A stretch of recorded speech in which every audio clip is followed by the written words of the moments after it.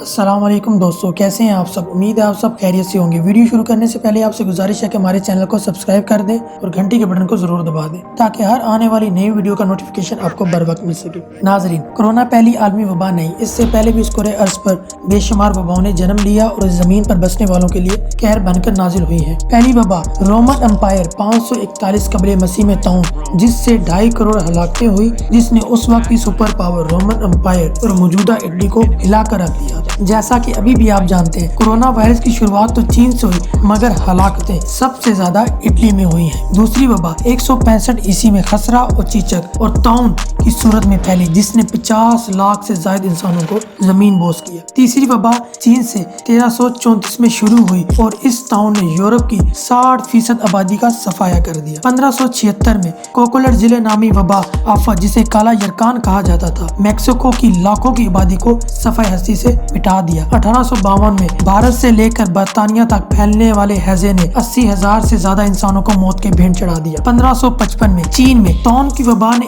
1 کروڑ سے زیادہ لوگوں کا خون چوسا۔ 1957 میں چین سے فلو اور انفلوئنزا کی وبا نے دنیا کے کئی ممالک میں پھیلی اور 20 لاکھ کے قریب انسان لقمہ اجل بنے۔ 1918 میں عظیم فلو کی وبا نے 4 کروڑ انسانوں کو موت کی کھاٹ اتارا۔ 1920 سے 1960 تک ایڈز 6.5 کروڑ انسانوں کو متاثر کیا اور 2.5 کروڑ انسان زندگی کی بازی ہار گئے، اور اب دنیا 11ویں بار کورونا وائرس جیسی تباہ کن بیماری کی لپیٹ میں ہے، جو کہ چائنا کے شہر ووہان میں تباہی مچانے کے بعد دنیا میں تیزی سے پھیل رہی ہے، جو لا علاج ہے، جس نے چند دنوں میں ہزاروں زندگیاں چھینی اور انسانی ہلاکتیں دن بدن بڑھ رہی ہیں۔ عالمی سطح پر اس وبا سے بچنے کی واحد صورت قرنطینہ قرار دیا جا رہا ہے، اور اس لیے ترقی یافتہ ممالک لاک ڈاؤن کر رہے ہیں اور اپنی عوام کی جانوں کے تحفظ کے لیے سر توڑ کوششیں کر رہے ہیں، اور ان کی عوام بھی ریاستی قوانین کی بھرپور پاسداری کر رہے ہیں اور سنجیدگی سے حکومتی اقدامات پر عمل درآمد کر کے خود اور اپنی قوم کو اس موذی آفت سے بچانے کے لیے برسے پیکار ہے۔ اٹلی کی عوام نے اس وبا کو سنجیدہ نہیں لیا تھا، جس کا نتیجہ کہ وہاں سے روزانہ